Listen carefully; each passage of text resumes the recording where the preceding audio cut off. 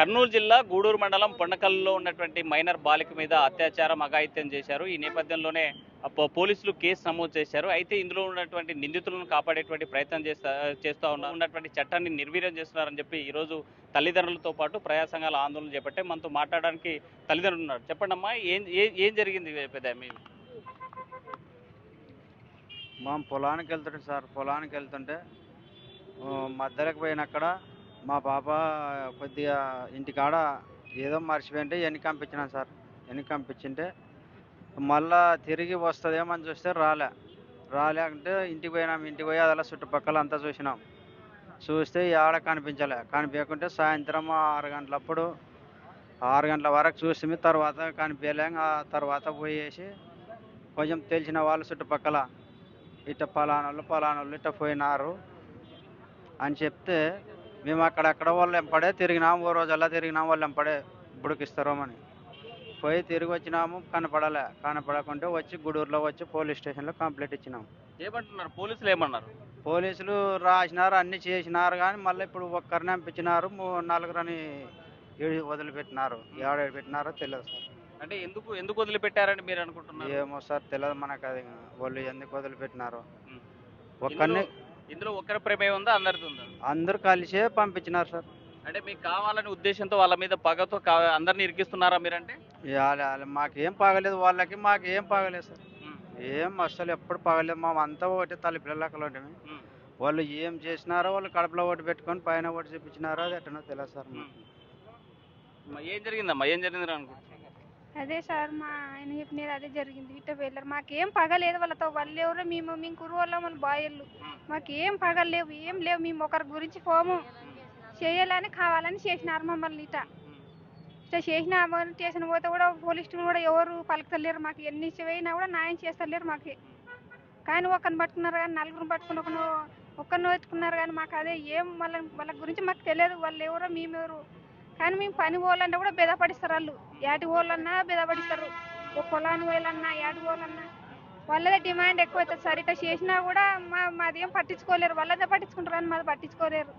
మేము ఎటువంటి కొట్లాడలేదు, ఏం లేదు. మాకు న్యాయం కావాలంతే. వాళ్ళతో ఏం పగలేదు మాకు. అంటే చేయాల్సినటువంటి అవసరం ఏంటి అసలు వాళ్ళకంతే సార్, చెయ్యాలనే బేకం చేసినారు. బతుకుతుంటే వారసలేరు సార్. అంతే. మేము ఒకరి గురించి పోము, ఒకరి జోలి పోయేతోళ్ళం కాదు. మేమే సాయం బతుకుతోళ్ళం. మేము ఆడపిల్లలు ఉన్నోళ్ళం, కుటుంబం ఉన్నోళ్ళం.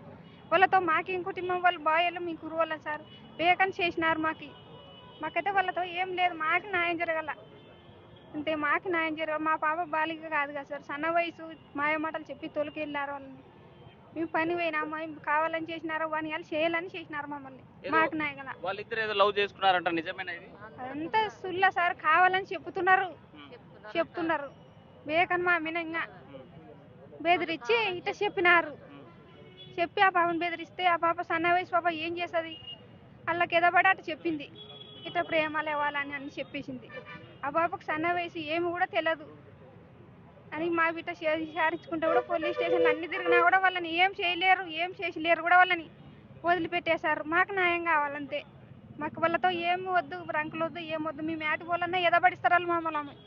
మేము పని వేతలం, మేము బాయలం, మేము కురువలము. మీరేం చేస్తారులే, ఏం చేసుకుంటారులే అనుకుంటారు. ఏటి పోయినా వాళ్ళు అంతే. మేము పొలాన్ని పోయినా, పిల్లలు బడికి పోయినా ఇట్లా చేస్తారు. అంటే ఎందుకు దాబెట్టుకున్నామంటే మన పని పోతాం కదా, మనం ఒక్కరం ఉంటాం కదా అని మేము ఇట్లా ఎదబడి అట్లా చేసినాం. కానీ వాళ్ళతో మాకు ఏమిటి లేదు. మాకు న్యాయం జరగాల. మేము పని పోవాలన్నా ఎదబడి కోసం, ఏటి పోవాలన్నా వాళ్ళ కోసం. ఎందుకు మాకు న్యాయం జరగాల. ఎందుకు వీళ్ళంటే భయం మీకు? భయం కున్న పిల్లలు కొడతారు సార్. ఇట్లా కొట్టేది, భయం పెట్టేది. ఆడపిల్లలు బడి పోనట్టు ఏంటంటే పోయేది. ఏమన్నా ఉన్నాను నేను ఎలా కురుగుని ఎలా పేర్కొంటారు మమ్మల్ని కొట్టడము. ఈ చిన్న పిల్లలు చేసాం కొంచెం వాళ్ళ పేరు కొట్టి కట్టలు పట్టి భయంగానే పెట్టినారు సార్. అన్ని పెట్టినారు మాకు. బతకనికే ఈ సేనోపానికి భయం అని పెడుతున్నారు. ఎలా మాకు కిందికి రావాలని కురుగు కొడుకులు అది ఒకటి చేస్తున్నారు. మాకు అన్ని చేసి మా బతుకుతుంటే కానీ వారసు లేక కజ్జకి బేక ఈ పడిని ఎత్తుకొని పోయి అంత ఒకటి తిప్పలు పెడుతున్నారు. మాకు నాశనం చేస్తున్నారు మమ్మల్ని.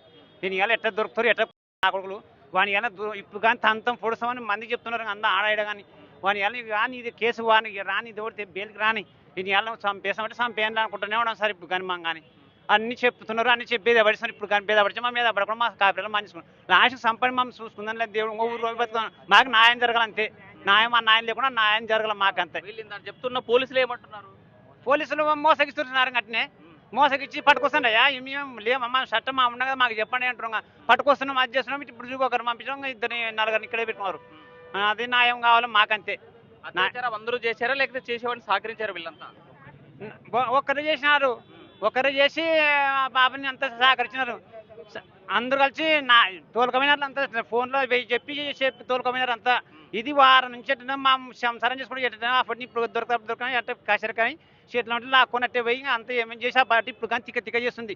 నెత్తికి వేసినారు ఏం చేసినారా బాబా నాకు ఉండబుద్ధి కాదంటుంది అంతా ఏమేమో చేస్తుంది మాకు ఇంట్లోనే ఇప్పుడు కానీ నిద్రబాని ఎక్కడ మాకు మన తిప్పలు పెడుతుంది సార్. ఇలాంటి వాళ్ళని ఏం చేయాలి?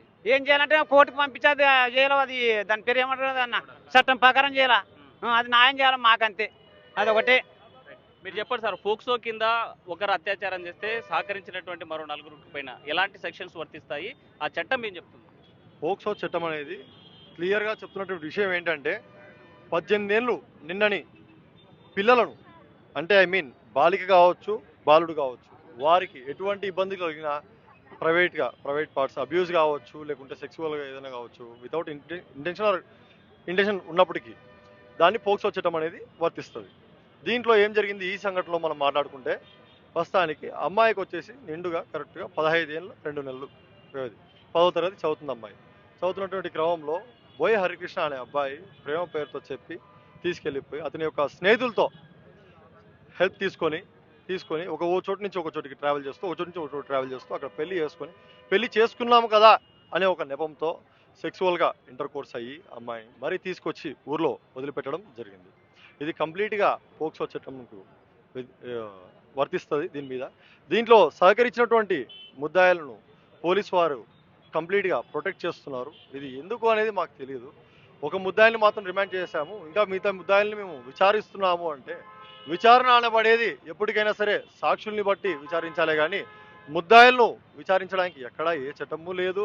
ఒకవేళ చేయాలనుకున్నా కూడా ఇటువంటి గ్రేవియన్స్ క్రైమ్స్లో అసలు ఎందుకు వీళ్ళని జ్యుడిషియల్ కస్టడీలోకి తీసుకోవాలి అనబడేది జరుగుతుంది. అంటే ఎక్కడైతే సాక్షులు బయట ఉంటే వాళ్ళు ఎక్కడైతే జ్యుడిషియల్ రిమాండ్లోకి రిమాండ్లోకి వీళ్ళని ఎక్కడ భయభ్రాంతులకు గురి చేసి ఎక్కడ కేసును తప్పుదోవ పట్టించే క్రమం జరుగుతుందనే ఒక ఉద్దేశంతోనే చట్టంలో ఇది చేకూర్చడం జరిగింది. ఇంత పెద్ద గ్రేవియస్ క్రైమ్ని అసలైన ముద్దాయిలను పక్కన పెట్టేసి ఒక ముద్దాయిని మాత్రం పంపించేసి సహకరించినటువంటి ముద్దాయిలకు సెక్షన్ 16 నుంచి 18 వరకు పోక్సో యాక్ట్ కింద క్లియర్గా వాళ్ళు ఎటువంటి నేరం అయితే చేశారో మొదటి ముద్దాయి అఫెన్స్ చేశాడో వాళ్ళకి సహకరించినటువంటి వ్యక్తికి one of the offence imprisonment అనేది జరుగుతుంది. దాంట్లో ఖచ్చితంగా వీళ్ళని కూడా జ్యుడిషియల్ రిమాండ్లోకి తీసుకోవాలి అని క్లియర్గా అదే చట్టమే చెప్తుంది.